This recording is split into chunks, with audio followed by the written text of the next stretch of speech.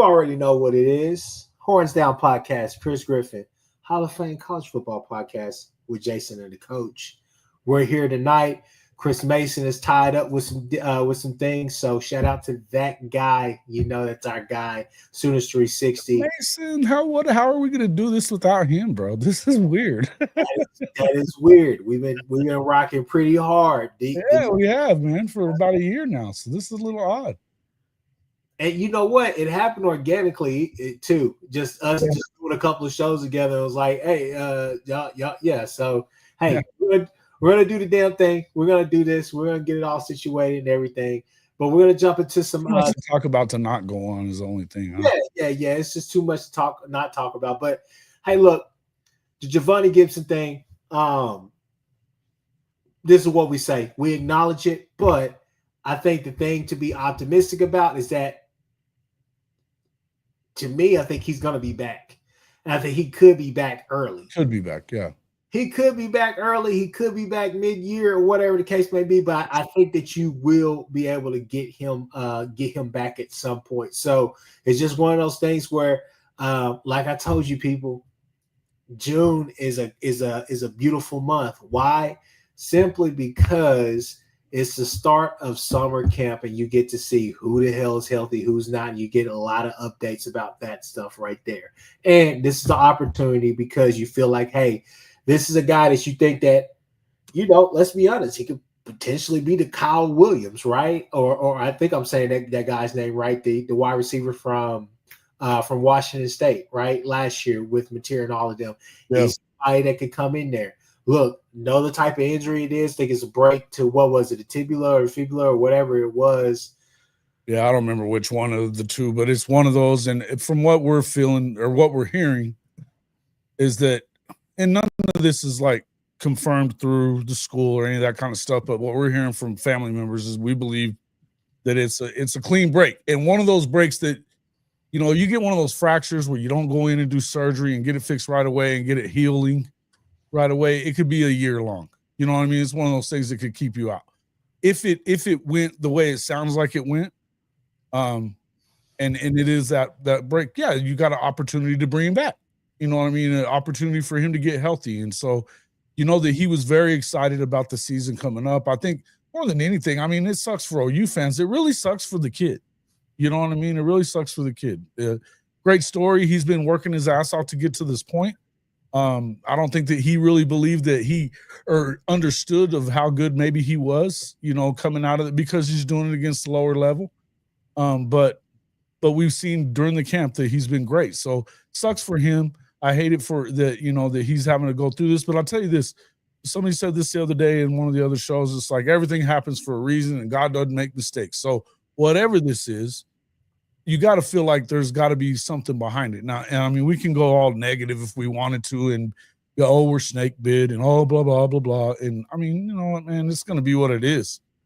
Hey, at the end of the day, like we said, we think that the kid is going to come back. So yeah, one thing's for certain, let the kid rest, let him do his thing. I think that he's proven himself enough to the team, to the coaches, to everybody to kind of give himself some leeway as far as, hey, just they want him back. You can tell they want him back. Let me get right. I'll be back. So we'll leave it at that. But that does open the conversation as far as, just what do we do now? So obviously got to bring him up. Shout out to Unc. I'm sure he'll be in the comments at some point. But I told him, I said, there's two sides of this coin that I want to talk about, Jason. First and foremost, I'll say this. I think we have guys on campus. I do too. I think that I think you'll probably see the most out of barring any other injuries. I think you will get your money's worth from Deion Burks this year. Jaden Gibson is still out there as far as what's going to go down with that. Elijah Thomas, you're hearing about him. Manny Choice, Kearney, you're hearing about some of these guys some of these other guys as well, these younger guys that you're excited about too. So, one name that I think gets lost in this shuffle, so much, I can't forget Satania, but Jacob Jordan. Jacob Jordan. Yeah, no, I brought him up the other yesterday. I was thinking about him too. Yeah. Jacob Jordan is another guy out there that should be able to get a lot of reps and a lot of PT out there. So I think you got guys on campus that not only you feel good about, you got some that you probably feel great about, and you feel, hey, they're consistent. Kind of like what BV was talking about. Yes, you want to be able to peak at the right time, but being consistent, that's what gets you on the field every time, just being consistent. But on a second note, on the other side of that coin, Jason, I will say this. A conversation I've been having a lot before Javonnie Gibson got injured. And now still was saying wide receiver is still a need in the pool because you needed insurance anyway. Oh, that made you look real good from last week, didn't it? Look, if everything is still going well, and fingers crossed, prayers out there that we get Javonnie Gibson back. And to be honest with you, like we just said before we came on, there's no reason to play him during the Illinois State game. If you can, bring him back to the Michigan game. If not, Temple, Auburn, one of those games right there to get him some reps, to get him ready for that SEC gauntlet that we're going to have this year down the stretch. Whenever you get him back, if you get him back this year, is probably good for you, right? Yes. But the biggest thing that I would say, and one little tidbit on this is definitely a chance for the med staff. Don't want to go down that rabbit hole, but this is a chance for redemption for the med staff. So we'll just leave it there. But as far as the portal, I think you were looking at least one or two guys. Anyways from the portal, if it's just my humble opinion. What's your thoughts about as far as portaling in a wide receiver? I think you do it. I think you do it at this point. And my guess is that with Jim Naggie, this is why they went and got him. You know what I mean? This is why they brought him into the fold. He wasn't expecting to be a huge part, I don't think, you've heard him say it a couple of times now that he wasn't expecting to be a huge part of high school recruiting this year because the class was already kind of shaping into what it was shaping into. That being said, I do think that he this is what you're looking for because he has all these connections of guys that he was thinking about bringing to the Senior Bowl here over the last couple of seasons or whatever, guys that he's been keeping tabs on.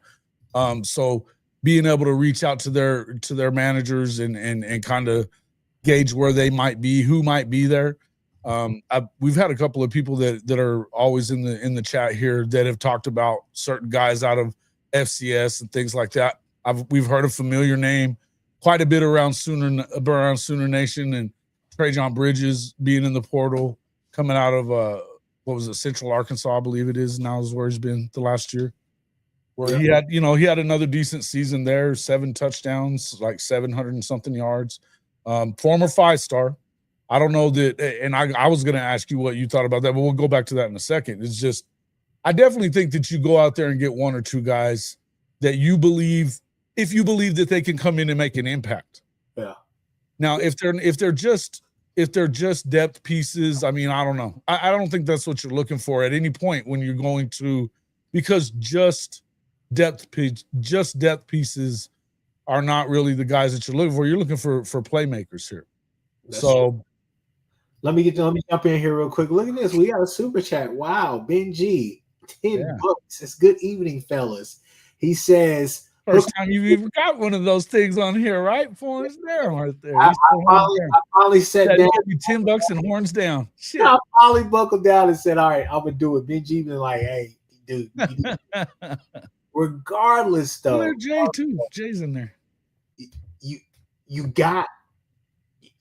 gotta do it. You gotta go and get guys. You can't just go and get duds. But that's where you kind of put your money where your mouth is if you're Nagy, right?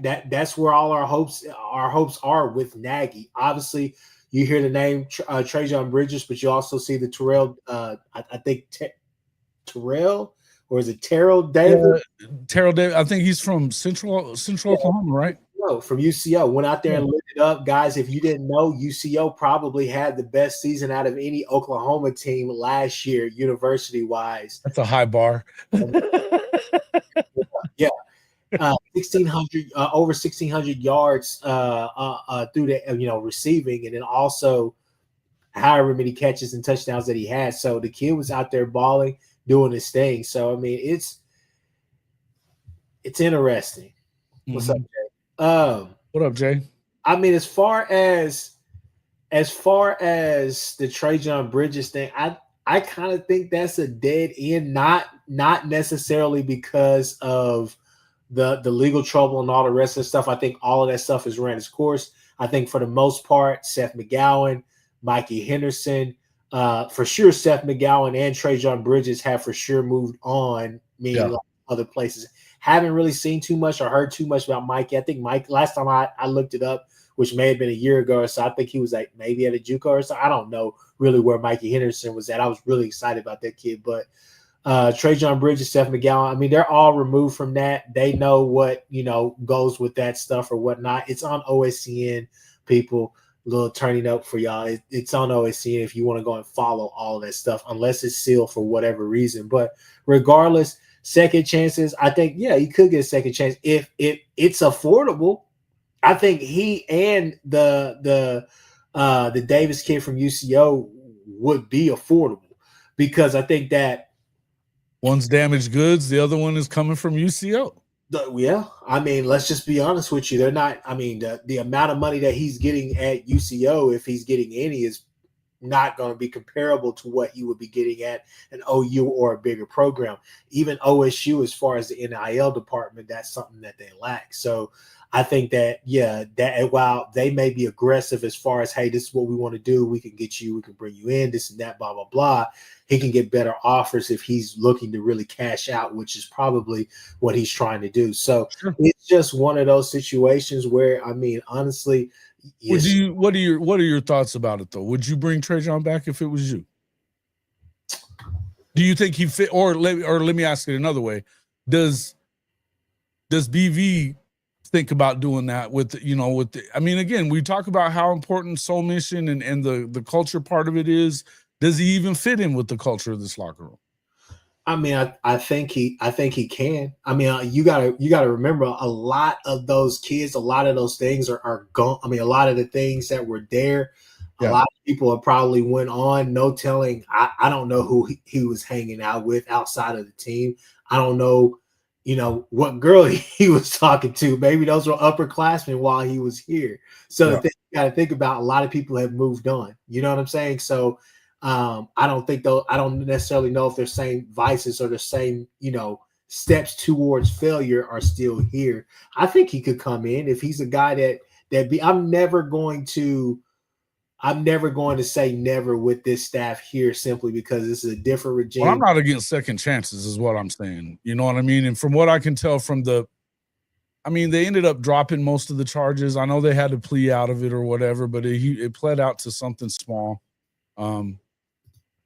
I don't know, man. Yeah, I don't even think that would necessarily be like a super duper crazy conversation either that they would have. I think that stuff is in the past. You're basically checking the temperament, letting it be known, hey, we know about that. We understand what's going on. As long as you understand coming here, that's not going to be a thing. I think EV demands that respect and commands that. But getting the second opportunity to go and ball out at here at OU, it's one of those things where Trejan Bridges, the 748 yards, 53 receptions, 7 touchdowns. You kind of expect a little bit more at that level from him, simply because of the talent that I think we all know. He has untapped potential. What did they have getting in the football is the question. Well, that too, but still, at the same time, that kid has a high ceiling. So the thing is that bringing him in here, letting him, a former 5-star, get with Emmett Jones, that would be beautiful if you can do that. It's just I don't know at this point if that's what you're looking for. Yeah, I think. Well, and I mean, we've talked. I think going back to your question that you asked earlier is, do you even need them?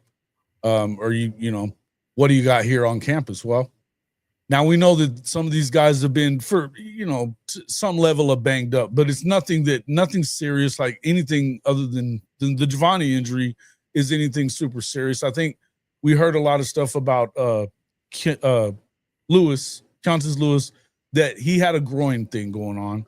That's something that you just got to let heal. But we're hearing same thing with Satania.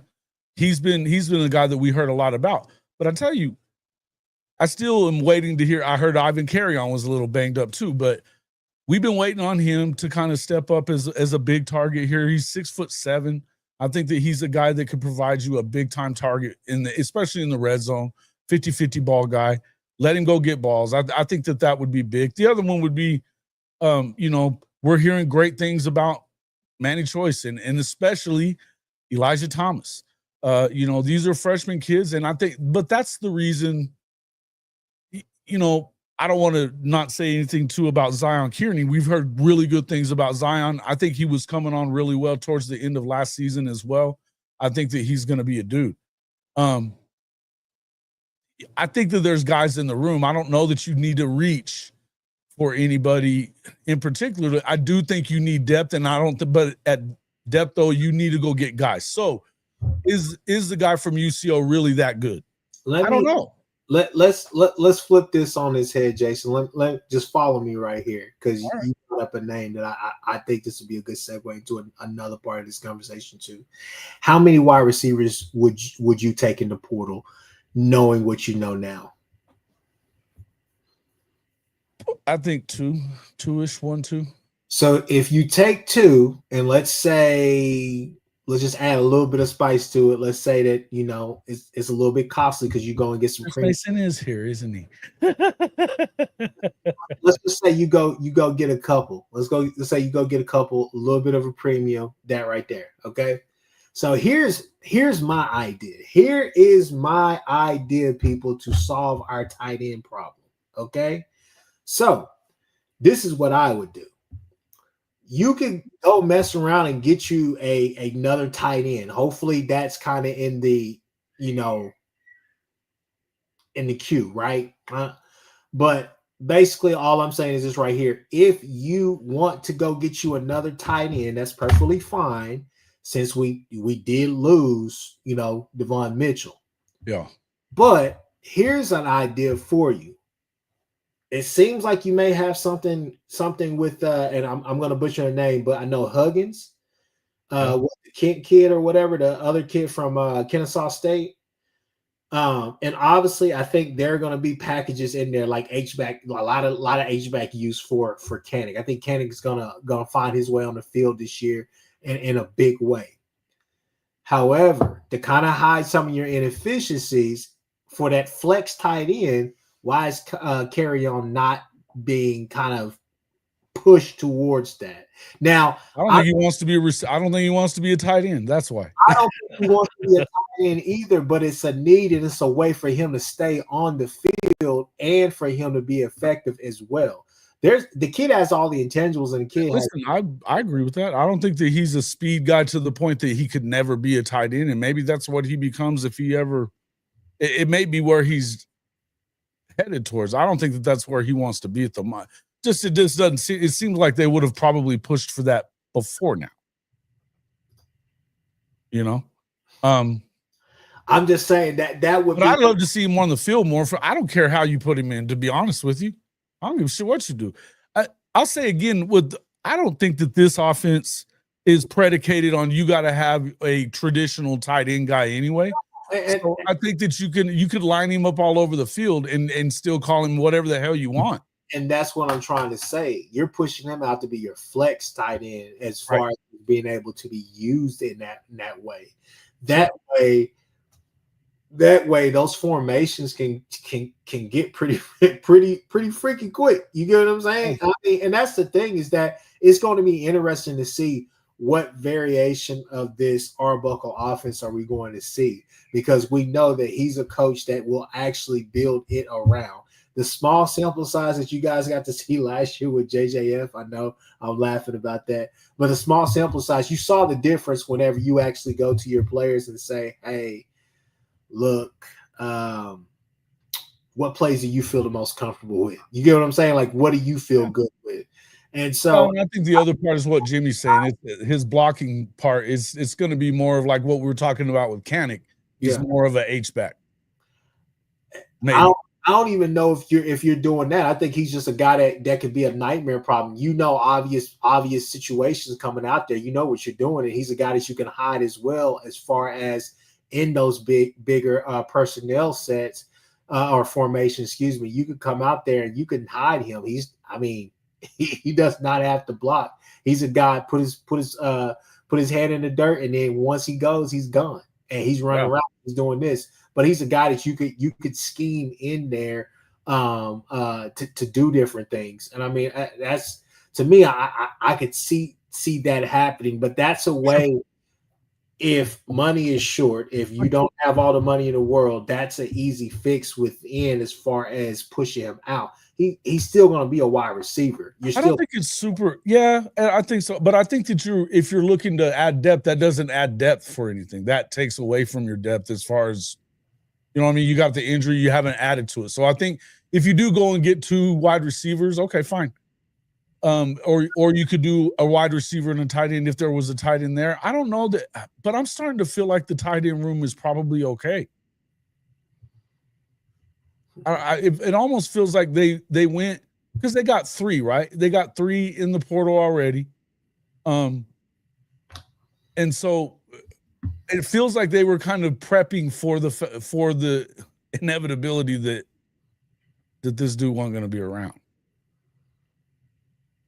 Because apparently, I mean, he was missing practices and functions and shit that was going on for a minute. So this is not something that's brand new. We know that.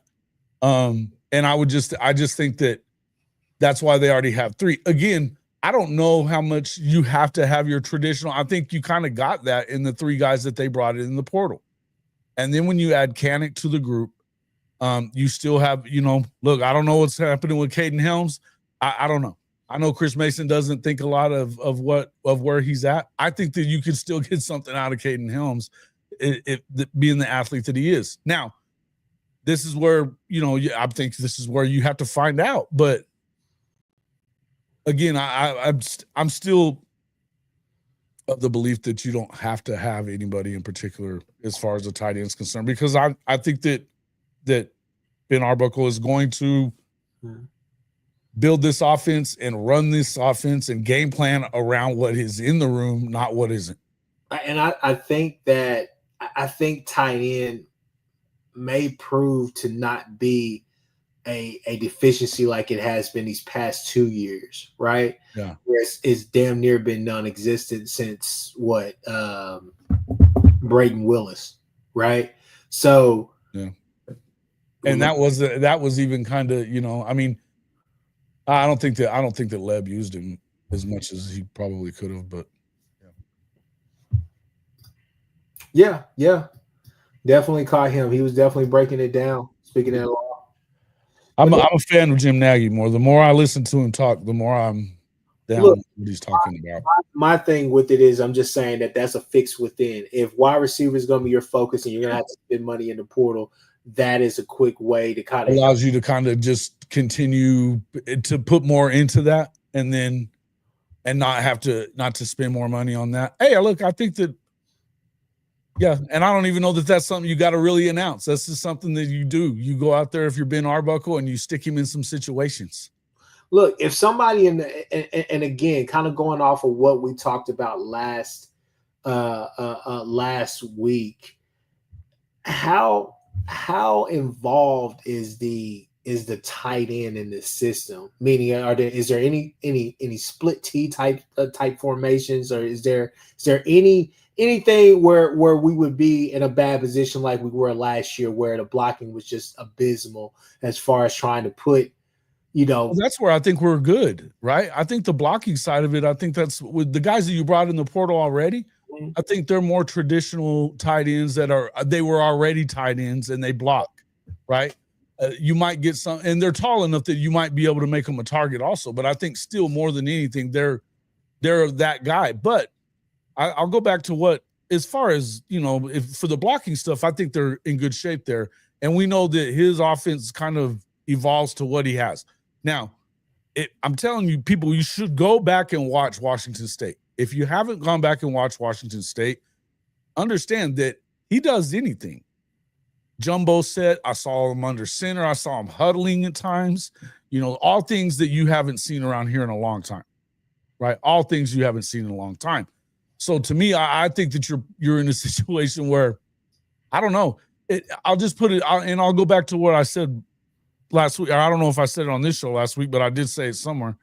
Guys, believe it, out of 3,300 passing yards that they had, or almost 3,500 passing yards that they had, only 300 of them were to tight ends. They had 6 touchdowns out of 33 that went to tight ends, and only, 30 total catches. It was no, it wasn't even that much. It was 20-something. 21 catches is what it was out of 260, something like that, completions. So it was 7.5% of the completions, 8.5% of the yardage, and 15% of the total touchdowns through the air passing. And they still had damn near 5,000 total yards. So, I mean, you can say what you want about what it was, what league you're playing in, and all that other stuff. It still equates. It still equates to, I mean, you have more talent here too. So it is what it is. I think that he's gonna base that offense around that. I think that if it's gonna be good, you're gonna have to expect it to be good the way he likes to do things. That's a hell of a comment. House money said, I bet the main play Buck runs and is tight end release into a wheel route. Oh, I like those. I like tight end releases into wheel routes myself, especially on EA. But people, yeah, no, I mean, well, let's kind of bounce back to the wide receiver question. So we said 2 wide receivers. Yeah. I don't think you have to be quick. It's going to be interesting. As you see right now, Nico is negotiating with why he's not holding out. I have no idea. But regardless, that's neither here nor there. What, Nico? Yeah, you didn't see that? Iamaliava? Yeah, he is negotiating currently his NIL deal with Tennessee, which is interesting because I thought he got $8 million coming into the whole thing. But we'll say that for later if we get to that. But going back to the wide receiver thing, I bring that up simply because I'm like, hey, you never know who the hell is going to jump into the portal. And as far as what Nagy was talking about and stuff, I mean, agents and all the rest of that are hitting everybody up. So, I don't know that there's anybody that's completely out of question. Yeah. No. We could piss off everybody in Austin and go after their guy. You know what I mean? So Jay says Davis is pretty solid rotation piece, which he may be. He may be. He looks like he was. Yeah. It is. Jay, if you want to link, come on, bro. Where you at? Come on. But what I would say is this right here: has anybody heard anything about Keontez Lewis? I know he's been injured, this and that, but he's kind of been the odd man out of that, of those transfer wide receivers that came in. Even coming here, you knew solid production there at Southern Illinois. I think he was a Saluki. Yeah. We know that he had P5 or P4. I was going to say he was at Wisconsin and UCLA also. Yeah. So, I mean, I don't know. I'm thinking if you get the Davis kid, are you just essentially getting that kid again? Because I know the numbers, 1,600 yards, this and that, could pop. Arbuckle's offense could make him go crazy. But I'm just saying, are you basically getting one and the same player with that guy? No, Benji. I'm just saying some could be available. Said he's been solid lately. Sark has kind of a way of getting receivers in his doghouse and running them off at some point. So I never know. I think Savion Red hit the portal again. Savion Red. Wow. Damn. That's a name. Yeah. Speaking of guys in Sark's doghouse, you know what I mean? Yeah. Said Nico transfers and Arch gets the call. I don't want to talk about anybody named Nico right now. The only Nico that I trust is Nico Harrison. Shout out to that guy. Yeah. Let's see. But yeah, no, wide receiver, I think that, I mean, like I said, man, I think you got guys on the team. I think you have some guys that one are ready to step into the light, first of the season. But I think you also got a couple of guys that are ready to kind of step in late. As far as the shuffle now, I think well, go ahead. You got a point? So I guess my question would be then, do you think that you still need to go get somebody then? Yes, I think you need just because but it needs to be a guy that just in case he could step up. You need added insurance. You need to go get a premium guy, and you could bring in another guy who may be a rotation piece or a developmental piece. Just I guess kind of discounting what you're getting for that premium guy, but you need to go get a premium guy simply because you need that added insurance. Because before before Javonnie got injured, right. I think the thing for me was, what are we going to see from you? Need added insurance for Jaden Gibson. That's kind of where I was at right there. So that's the only reason why I would say still go get a guy that could come in here and produce right off the bat. But with that being said, with the transfer portal, as far as OU is concerned, I think the past couple of weeks we've talked about as far as like, okay, what's high on a priority? Was it linebacker? Was it corner? Was it tight end? I think last week we said it was tight end. Now things have shifted. So I think obviously wide receiver will be number one on the list of priority. But then what's next? Is it corner? Is it linebacker or what? We talked a lot about that. I think if anything, it'd probably be. I don't know though. I'll tell you one thing is that. Listen, and shout out to our guy Trap House Boomin. He was out there he went to the last scrimmage or whatever, and was out there and was talking a lot about a few of those corners, the young cats. He talked about Jeremiah Newcomb some. He was definitely talking about what's his name, Omarion Robinson. Yeah, Robinson. Yeah, and a lot of people have been right. So. I think that when it comes to Newcomb, I think he's a smaller guy, so you're going to look at him in the same light as you're going to look at Eli Bowen, sticky guy that's he's gonna run with these dudes and be kind of a bulldog. But I would tell you that I think that they're in a situation where they're going to be okay. I think that they're not. There's not a ton of experience, we know. But I don't think that I'm too worried about it either, because I'm not hearing bad things out of it. You heard Kittle Dobie's still been out there talking. He thinks that it's going to be a hell of a defense. I mean, especially if he's coming back, I think you're right. There's another guy that can play corner. If Gentry seems like he's feeling good, man. He keeps saying that he's feeling better than he's been in a long time. It'd be great if you got, what you expected out of him. Can you depend on it? Probably not. But I do think that, look, man, we've talked about they've raised the bar, they raised the floor of what the defensive side of the football is at Oklahoma. Every guy that comes in, it seems like he's right there or better than that. We can talk about Malik Hawkins. He's been doing really well there as well, too. We're hearing all these things out of camp. I think you're going to have to wait and see, but do we have to go get a corner? Probably not. Do you go and get one for insurance purposes? Maybe, maybe so. And that's cool if you do. I still feel like with this defensive front that we're going to run at them, you may have time for these guys to get acclimated. You know what I mean? So we know Newcomb, we know Haynes, Guillory. Definitely heard a lot about him. And I'm just talking about kind of the younger guys. Jordan is still there. Because I think right now, if the season were to start today and you're rolling out, I think your top three corners will obviously be Gentry, Eli, and then guy, why am I forgetting his name? Kid from Mustang. They'll say it in the chat.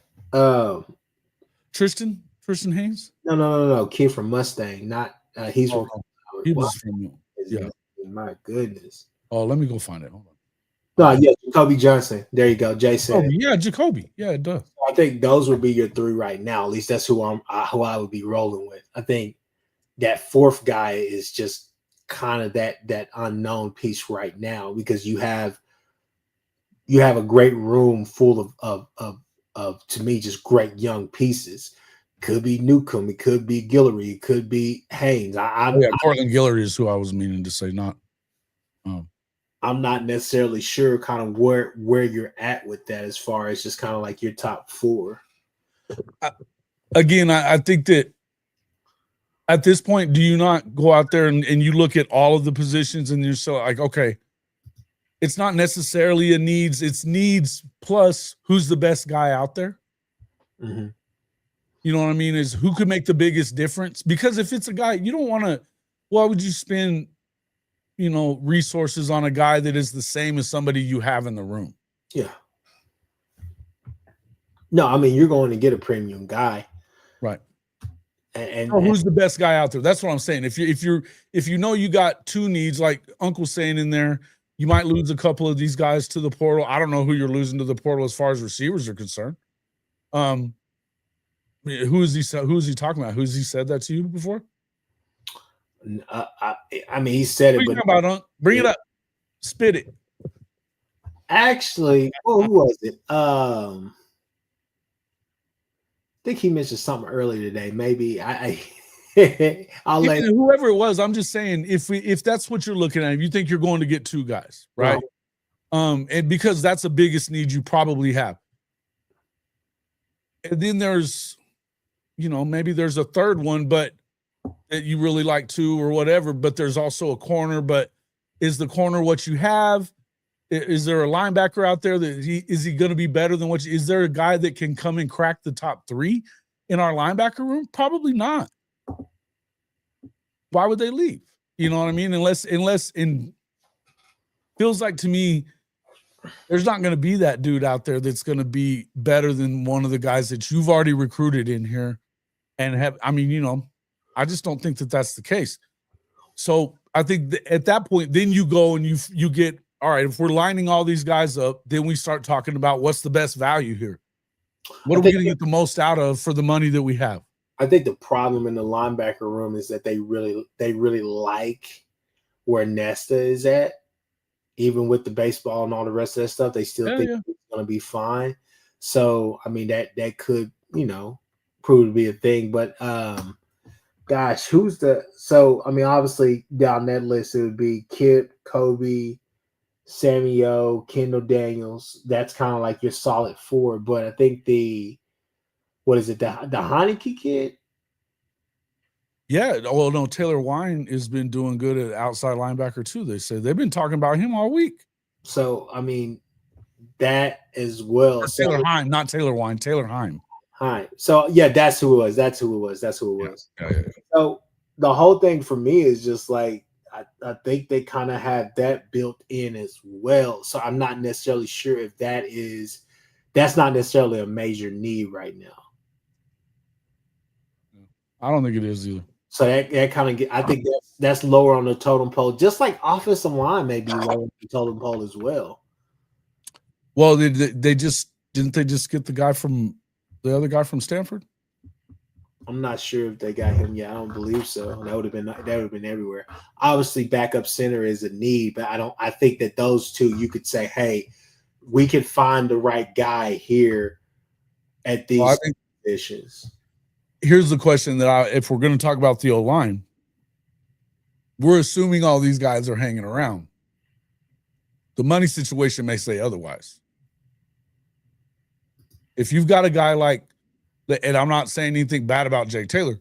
If Jake Taylor has been hurt, it sounds like he's coming back and starting to look like he's okay. But where does he fit into this, moving forward when you've got tackles galore right now? You know what I mean? Where does a guy like, or even the same with Logan Howland? Where's the money? Where is their money situation? We don't know what they're getting paid, so I wouldn't, you know what I mean? It's just a question is which one of those guys is getting the least amount of money and has the least ability to see playing time right now. So and I don't know that that's Jake Taylor. I don't know that it's Logan Howland. I don't know who it is, but I'm just saying, who is the guy that in those, we're talking about guys that they got 2 years left. So why would you stick around if you could go to a place like SMU and you can start tomorrow and get paid well because you were an OU guy? So chances are you might lose a couple of those dudes off that line. I think that freaks everybody right out. But I don't know that I still feel like they're in decent shape. But I do think if that's the case, do you need to bring somebody else in through the portal? Honestly, I think backup center is a need. And then as far as those other positions, I think you should. I mean, hopefully everything goes well with Howland and Ozida and those guys come back. Sexton looks like he's going to be maybe in play for some position. Tackle, whatever the case may be. Well, he's supposedly the man among boys right now. Taylor's kind of, I don't know. For me, I'll be honest with you, it really depends on like who's pushing Nwewu, right?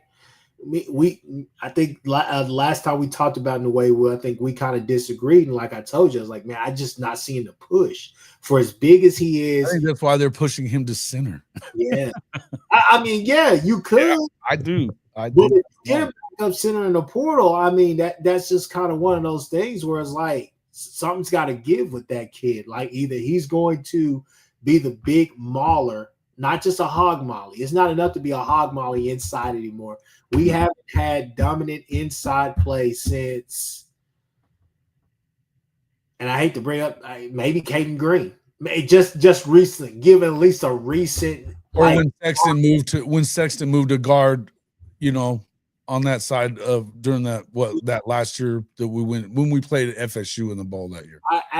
To me, I think one of the biggest issues with the offensive line over these past years, you could say Beaton Bowl has gotten stagnant. You could say lack of depth, this and that, blah blah blah.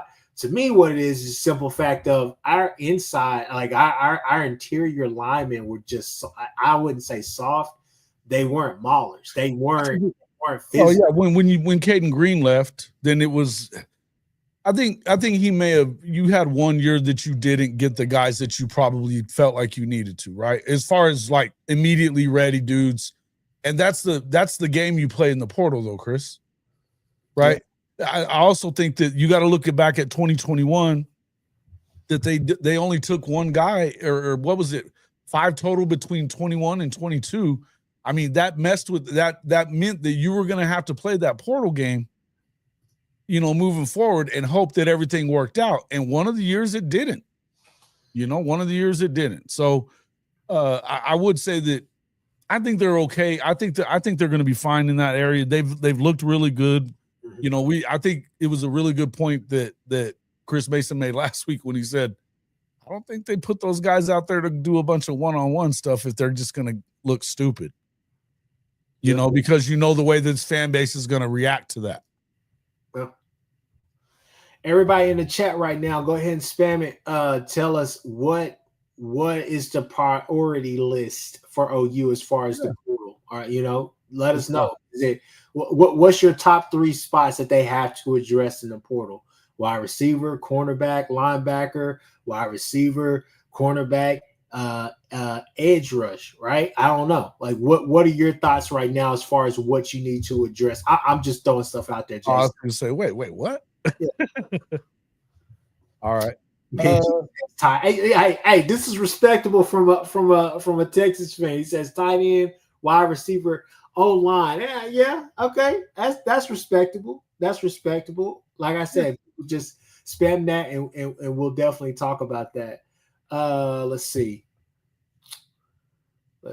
Sooners Cowboys, he says wide receiver, tight end, O-line. I guess he's just saying center, right? All right. So let me add this to your question that was in there then. Okay. If everybody's assuming we need wide receivers, do you give Trejan Bridges another shot? Stevie G, he says interior offensive line, says center. You need a let's see.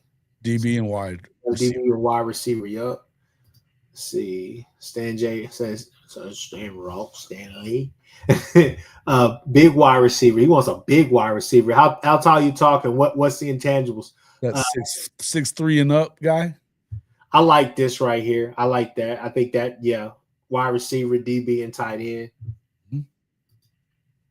Got first. On top Some of that, Cowboys would give him another shot. Benji says no way he would. Unc says negative on Trejan. Johnny Boy says yes. About 50-50 right now. About 50-50. Now, so if you were bringing up wide receivers, it was Zayas Bilou that was adding in those other guys about a week ago, or earlier this week is that actually when it was. Sincere Brown from Campbell and Karate Brinson from Tennessee State. Yeah, I saw those along with Davis. I thought they would be snagged up already by now. Yeah. I mean, the portal hasn't opened, but you know what I'm saying. Oh, let's see. They could be thinking. Sooners in Texas says hell no to Bridges. Drew says he would take him. Satterfield says he would take him. Jenna James says center, wide receiver, DB, and then tight end. Okay. Then we got Jimmy Satterfield. He says wide receiver, center, DB, and then tight end. Yeah, I mean, I mean, all of these are really kind of sounding the same, which is good. J. Ross is saying 6'3" and up is who he's talking about. Okay, 6'3" and up. Let's see. Bishop says center, cornerback, one wide receiver, 6'3", 250. Okay. that one. He got real detailed for you, bro. Real detailed for you. Drew said, I'd take Trejan back. Okay. Yes, another shot on Jimmy. It's just an escape guy. The other two had goals. I said, oh, that's not the kind of endorsement we want to hear, man. Come on. He just drove the car. Cowboys, when he goes dark, he goes dark. Let's see. What about a dual role for Canning? Yeah, I mean, I think you're gonna see some of that, to be honest with you. I think you are too. Yeah. It's gonna be interesting to see how they use him and some of those other bigger tight ends, especially around the goal line, especially when we're in those heavy formations as well. That's going to be interesting. I think you're going to see him out of the backfield doing some different stuff. I think he's a Swiss Army knife type of guy. And I mean, guys, if you haven't gone back and paid attention, now that we know he's in the tight end room, do yourself a favor. Go back and look at his senior film from high school and how many 50-plus yard touchdowns the dude had. I'm not talking about how many touchdowns. I'm talking about 50-yard touchdowns plus. Now, like every fucking one of them. And I get it. It's high school. But, guys, this dude has a nose for the end zone. He's got speed. I think you have to do it. Now, here is the thing. People, okay? Let me just kind of run this back real quick. Let's see. Let's get a small sample size. Wide receiver, center, DB, tight end, center, wide receiver, DB, tight end. Nobody's talking about running back. Are we forgetting about that, or are we good? Or if you read people, you kind of got your ear to the street. You kind of hearing mixed reviews. On one hand, you hear, "Hey, X-Rob is that guy. Sawchuck got his stuff together. He's there. Blaylock is blazing. Blaylock is killing it, from what I hear." But then you hear on another hand, on the other side of the street, and they says our running back room isn't that good. So where are you guys at? Jason, where are you at? We'll let you talk about it, but where are you guys at in the chat as far as the running back room? Is that not a portal concern? First, to respond to Benji, in high school, it always laugh at people that say, yeah, it was in high school. Yeah, it was in high school whenever you don't want the guy to be worth the shit, right? I mean, you know what I mean? When you want to argue that, he ain't good. You know what I mean? But when you want to be excited about like your freshman receivers there in Austin, I bet you're not saying shit about them being high school guys, are you? You know what I mean? It's just let's be real. Let's be real here. In the end, so okay, going back to what you were saying, the running back room. I don't know that. I mean, I'm hearing the same stuff that you are. I'm hearing that you might not have Tatum next year, that he might be already ready to go. I hate that. We keep hearing about this stuff about Javonte. We just, you know what I mean? It's just, the thing is that I don't know where you trust these guys. It's him or Sawchuk because of the fact that they've been hurt so much, right? And at this point, are they not over recruited by now? Have we not over recruited that position for them? We're 6 deep, but I mean, what I'm saying is has the younger talent not come in and they're better immediately?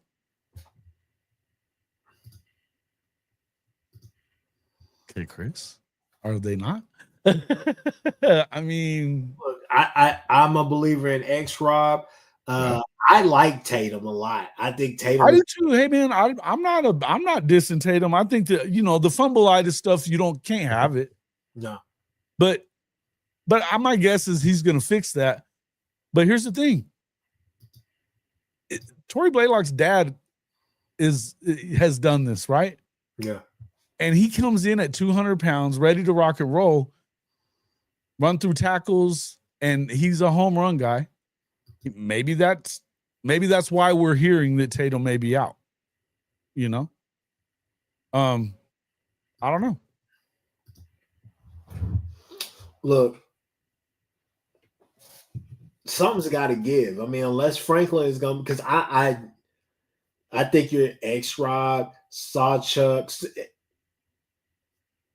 Tatum, Javonte Barnes is kind of right there, but Blaylock could. And I think positions are up for grabs. Obviously, we know what's happening in spring ball right now. I think your one right now, RB1 is most likely X-Rob. Probably your 2 is Sawchuk going from there. But I mean, it's spring, people. Summer's going to be here, fall is going to be here, and you're going to kind of figure that out pretty quickly. But as far as the running back, there will be more than serviceable running backs in the portal. So, I think for the most part in here, from what I'm seeing, I think most of everybody is settled in and fine with what the running back room looks like. So I guess the answer to my question from what I'm seeing as the chorus is no, we don't need to touch running back in the portal. Unless, a 1,000-yard or 1,200-yard rusher gets in there, right? So that's just kind of where I mean, yeah, I agree with you. Unless there's a guy that's proven, you go get, hey, Jeremiah Love gets in the freaking portal. Hell yeah, go get his ass. That pissed Coach right off. I fucking love it. No, I just thought it'd be a good question to ask because I mean I think it's a fair question. But aside from that, I think you like who you've got. I think the question, the biggest thing that you're hoping is, DeMarco has a two-headed monster, and maybe a third guy that gets in there some, but not much. I guess you're kind of hoping that Arbuckle is going to have some opinion on that and kind of force his feelings on it as the coordinator. I think there's more questions about the rotation than there is about the guys in the room. I don't know. To be honest with you, that's respectable, and I think that's very factual as well. I think, and I've been screaming that for the longest. There's no need to go get another running back if you can't figure out that rotation. You have to. I mean, that's going to be something that's going to be key. That's going to be key. Even if they did win 9, 10 games or so, if that's still kind of an aching part, I think all eyes are on, okay, 1, how do we get better going to the next season after this? Right. 2, what are we going to do about that? Like, is it time for DeMarco to move on? So I'm hopeful we have it figured out. I'm hoping we have our bell cow and then, 2 other backs that they come in there. It's not that much drop off. Right. So I think that's kind of where we're at with that.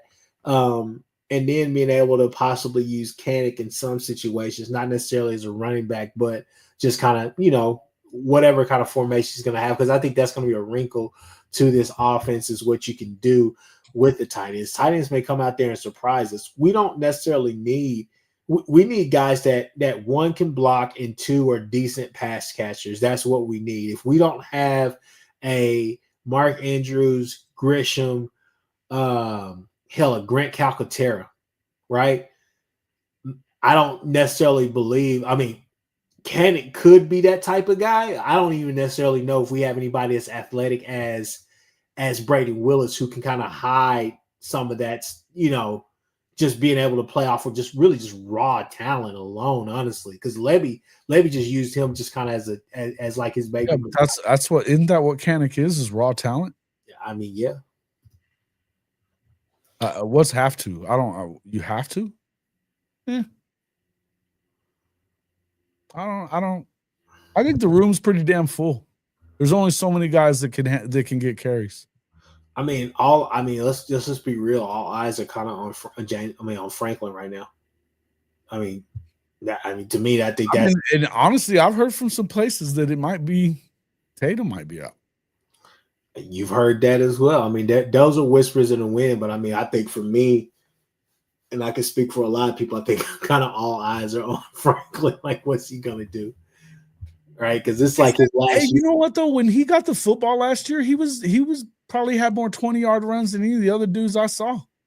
And he didn't really get a lot of looks. I'm not saying anything. I'm not saying that I'm trusting and believing in Franklin, but what else have we seen? Look, from X-Rob. All I'm gonna say is this right here. Everybody remembers how shit of a game that was against Navy anyways, but I think everybody for sure remembers when he got into the game out of nowhere. It's like, what the fuck are we doing? Mm-hmm. Yeah, but I felt like that about having Sawchuk in the last damn play too. Yeah. Why do you not have your biggest running back in there to pass block if that's the play you're going to go with? You're going to stick him in the damn pocket instead of rolling him out, which is stupid, by the way. Still get me started about that shit. No, I still feel like it's just been. That's why if I got questions about the room, there's my questions. I just want to see that room be handled correctly.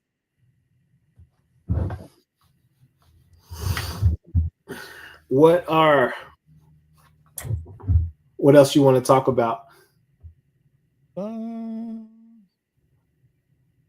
I mean, we've been going for what? We're getting close to time. Yeah, we can close with this.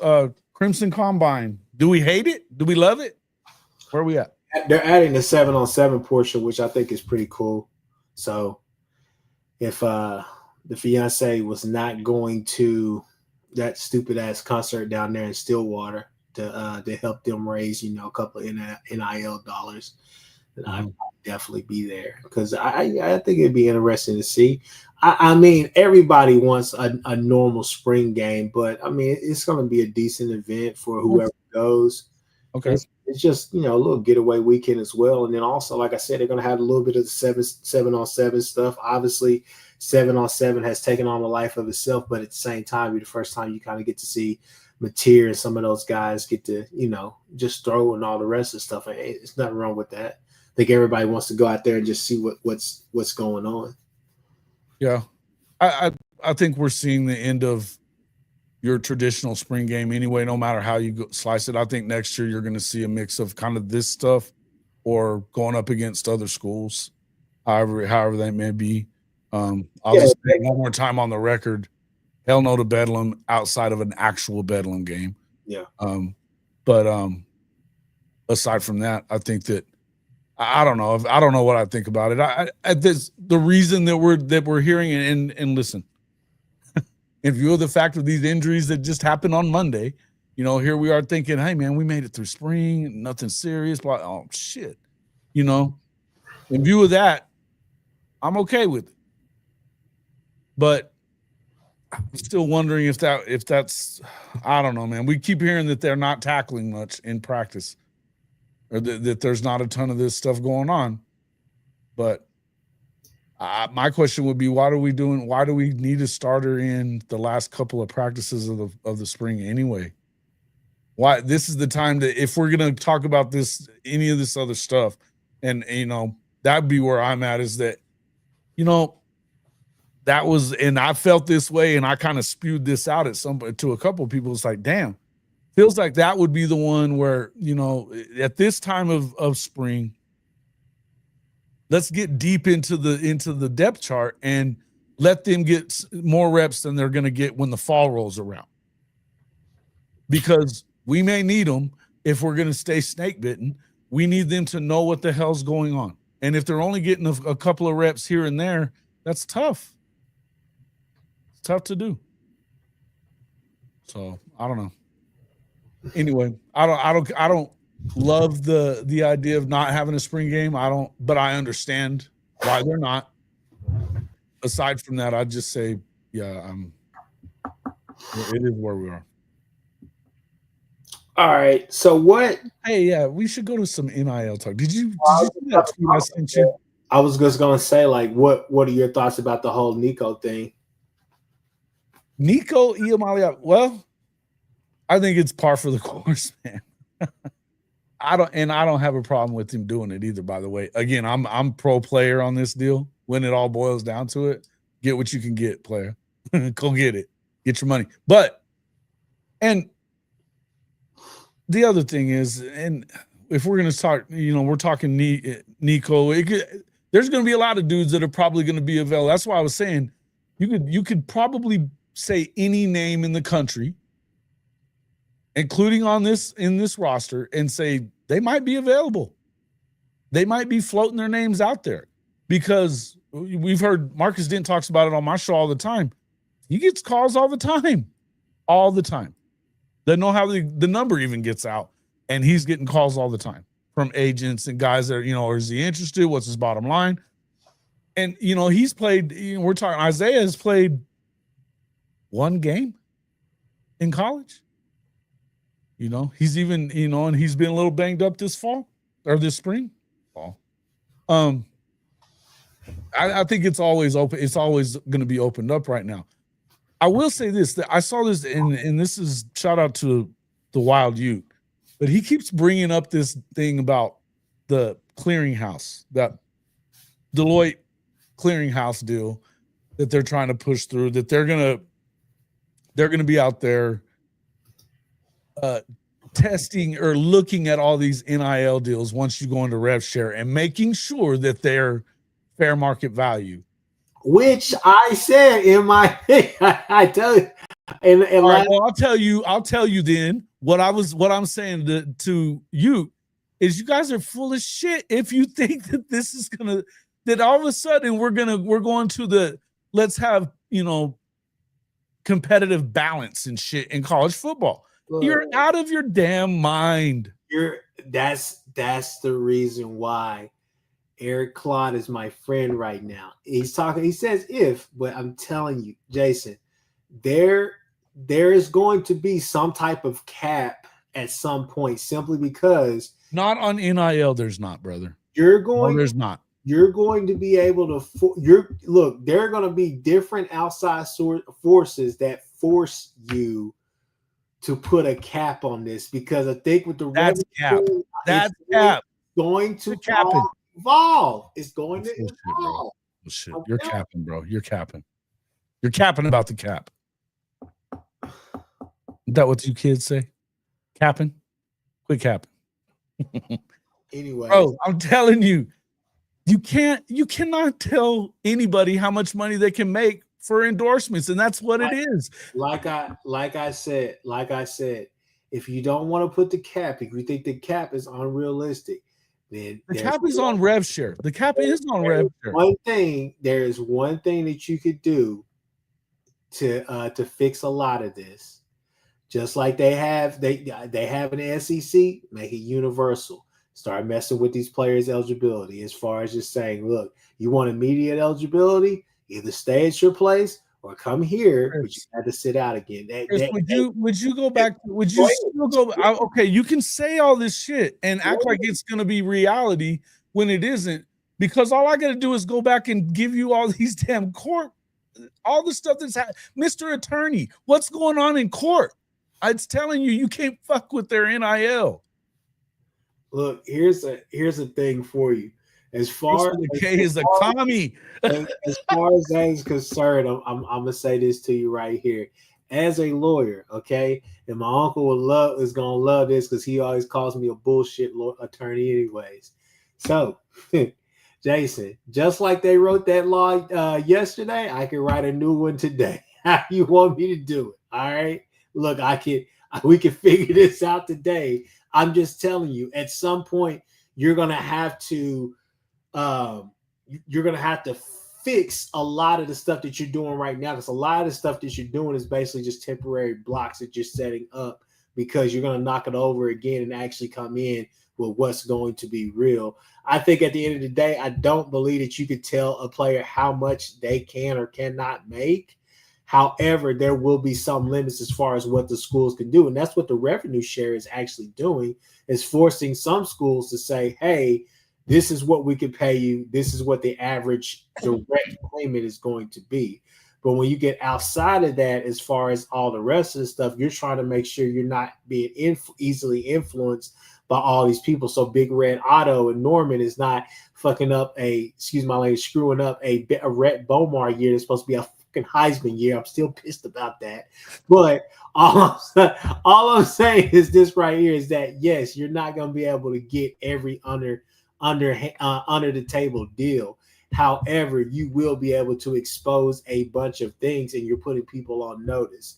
So basically what you're saying, let's go back to where, because then you're going back to who's the best at not getting caught. So now Saban is now back in play, because now he can go back to cheating and doing it the way that he wants to. I mean, they're cheating right now. They're tampering. They're doing all these different bullshit. Well, listen, this all goes back to the NCAA. So you're going to tell me that this clearinghouse deal is, who's going to enforce that, by the way? Who's going to enforce it?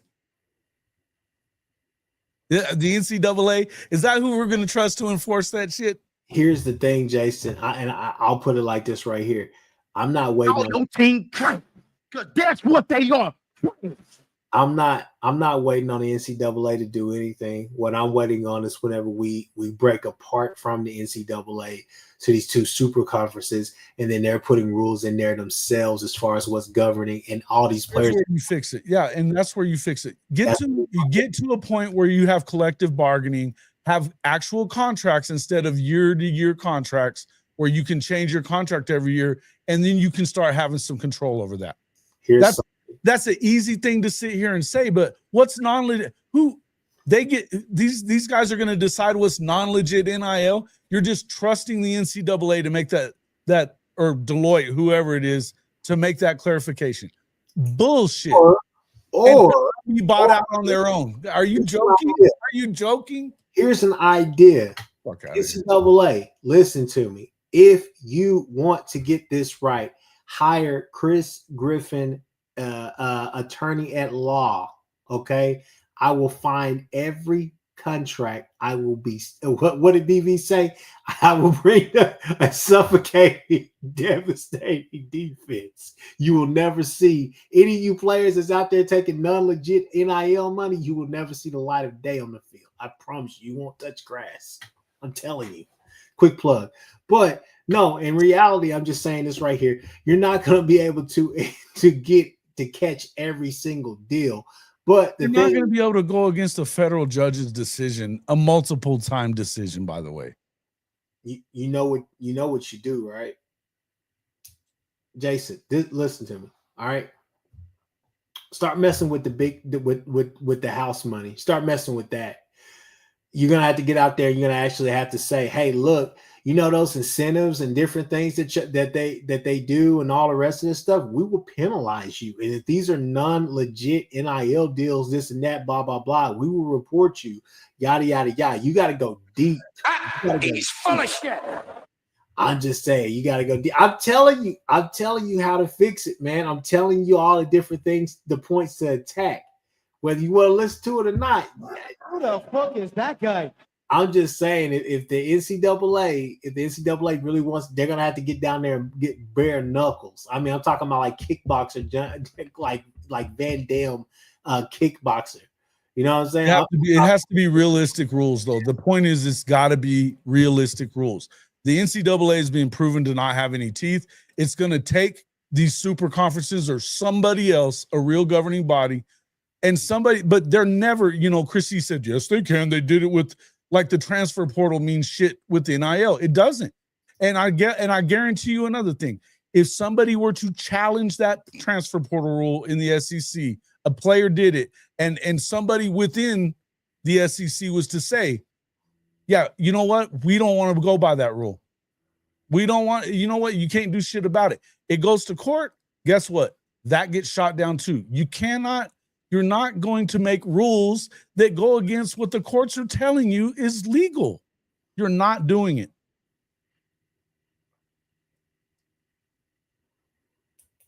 That's it. And I mean, we can hate this all we want. You know what? Tell your favorite president from the university to make them employees and let's start collective bargaining. Then you have some teeth. Until then, you don't. Collective bargaining. That's the answer. I know they don't want to do it, but that's what they have to do. And until they're ready to do that, I don't want to hear anybody bitching. I don't want to hear the schools bitching. I don't want to hear the coaches bitching. I don't want to hear the NCAA bitching or fans bitching. Fix it. Go to collective bargaining. There we go. Kirby Smart out there talking about competitive balance. You got to be shitting me.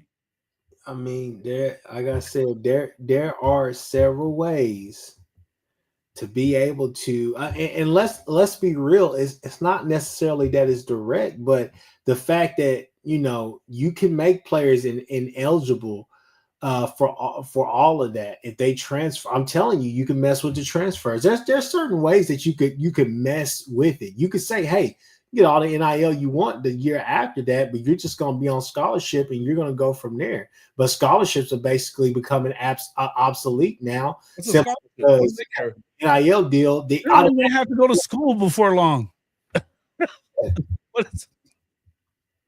It's a farce to act like it's an education piece anyways. Come on, man. Boomer. And I'm not saying I think you should take advantage of getting an education if you're a player. I do. But I'm telling you that there's the idea that ineligibility because you got bad grades is going to keep you out. Come on, man. Oh, no, I'm not talking about bad grades.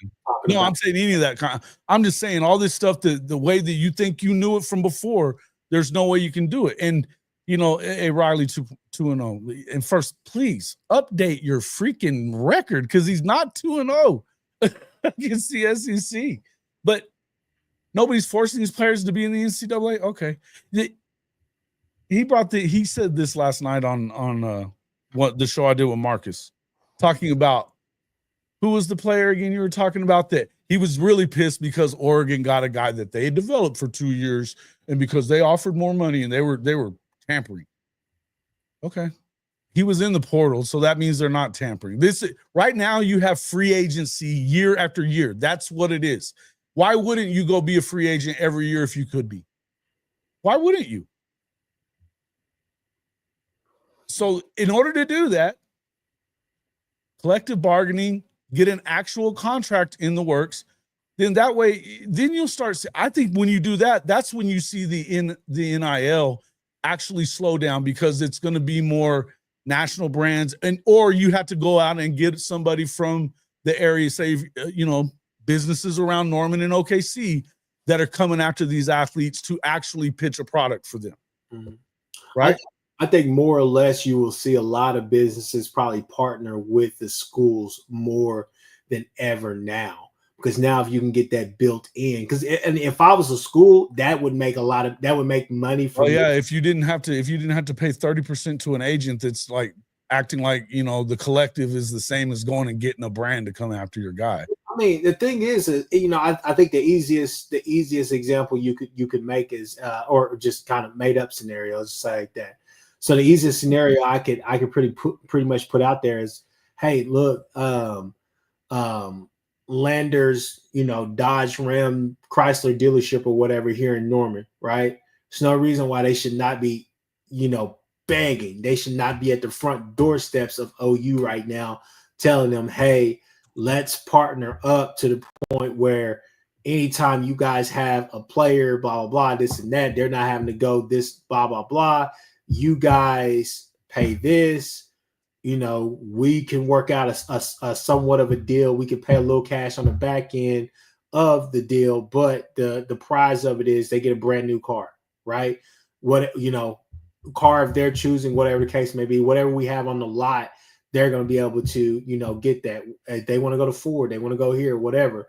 You would think that a dealership would be able to partner with there. That way, in the schools, especially with this revenue sharing and making it direct NIL, especially for a lot of smaller schools or schools like OSU or whatnot. I'd be over there with Barry Sanders' dealership going ham right now, getting players on campus, telling them, hey, we already have this built into the system, vehicle. You're going to have NIL, vehicle, housing, all the rest of those different things. Partner with some different realtors or guys around. Right. And there's got to be some quid pro quo, right? There's got to be some kind of quid pro quo. There's a give and a take as far as like, hey, we're paying you or we're doing this or whatever, getting those really lucrative contracts as far as what's going on, because that's going to help incentivize the thing. But the whole thing is that, not everybody's thinking about that. I think that's an easy way for the school to be able to say, hey, we already have all of these different deals put in.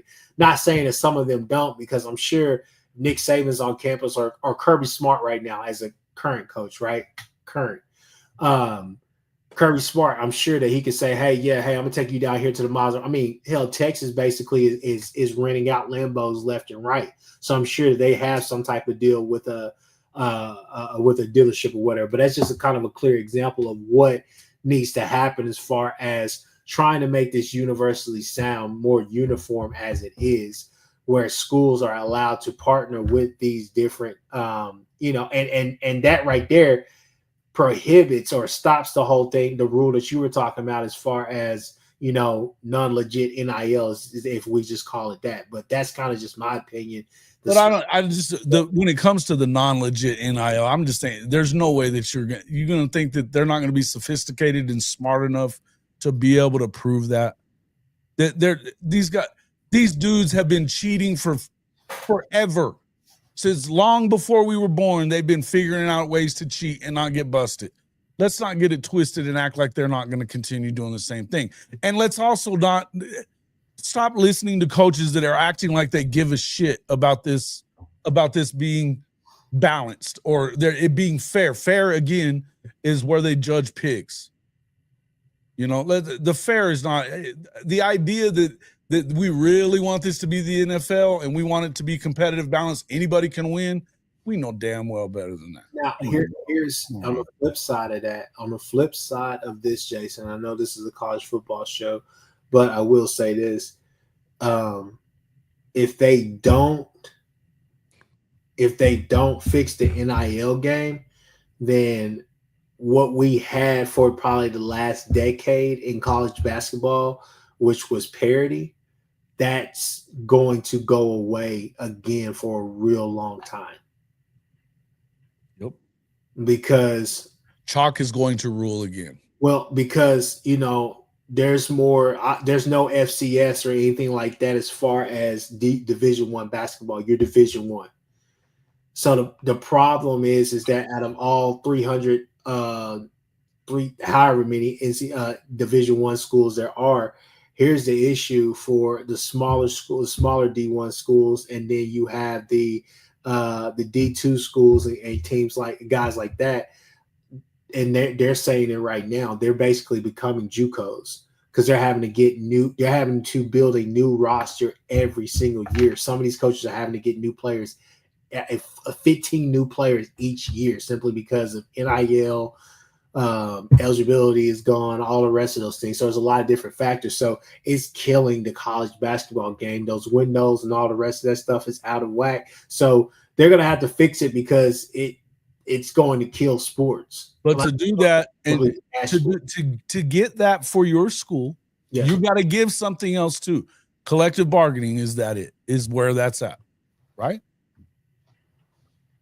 You don't just get to take if you're these coaches and you're these presidents and you're these schools. You don't. Mm-hmm. You have to give in. You have to give something to get something. We know what this is about. Come on, bro.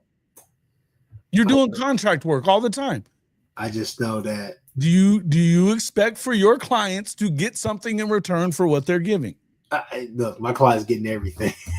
we coming there. We coming for what we owe. That's Riley 2.0. Guys, you're saying that, yeah, they could have to do 200, but it's so easy for somebody like at name your school, doesn't matter, to say, okay, all right, well, let's do we're gonna do an NIL deal with him with this dealership over here, and he doesn't have to do 200. He's got to do 2. It again, you can do this if you want, and they could just say what is fair, what isn't. We're going to trust somebody that the NCAA is looking towards to believe that, you know, that they're going to get it right all the time, or that they're not buyable themselves. Come on, man. Come on, man. And USC people should never talk about cheating ever. But I ain't gonna lie. But that here's the thing, Jason. I created that proposal last week. Mm-hmm. I didn't look at it. I was looking for that revenue sharing thing just to kind of fully understand what the hell's going on.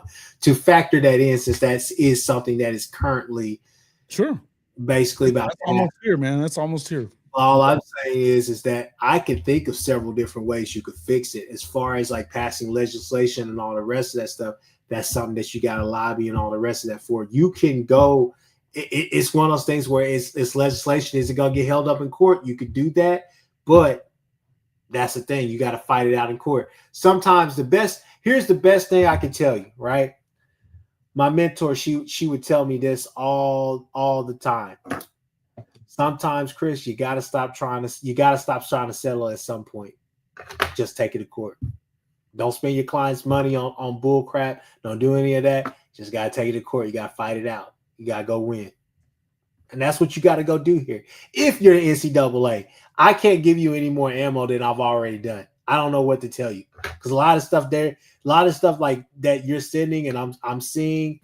I'm like, I think it's kind of Captain Obvious stuff right now. I don't think it's like, you know, but you're too scared to make any decisions unless it's a knee-jerk reaction. So that's kind of where we're at with the NCAA. But so that's what I'm saying. Don't do that again. Go to what if you really want. Let's not get it twisted and act like they really want to fix this problem. And by the way, players didn't make this mess. They didn't make the mess. You can kind of say they did because they wanted to get. Nope. No, you can't. No, you cannot. No, you cannot. They were tired of getting screwed. This was all the rules that were set in place by who? Not athletes. Come on, man. Stop it already. His mentor is a woman. Go figure. Thank you, Unc. She'd kick both of y'all asses. Anyways. I don't doubt it. Hey, like, subscribe, do all those different things. Horns Down Podcast with me, Kchris Griffin, Chris with a K, Jason Watkins, Hall of Fame College Football Podcast with the coach. Guys, you already know we will be back. Chris Mason will be back next week. We'll get some more recruiting notes. Hopefully we'll have some more to talk about as far as just kind of the injuries. What are we doing? This should be a good weekend. Hopefully we hear some good things. Should be some good recruits that come into to the fray. I mean, hell, it seems like they have a recruit just about every other day, whether it's portal or high school. So should have some good notes, all the rest of that stuff. But until next time, we will see you next Thursday, y'all.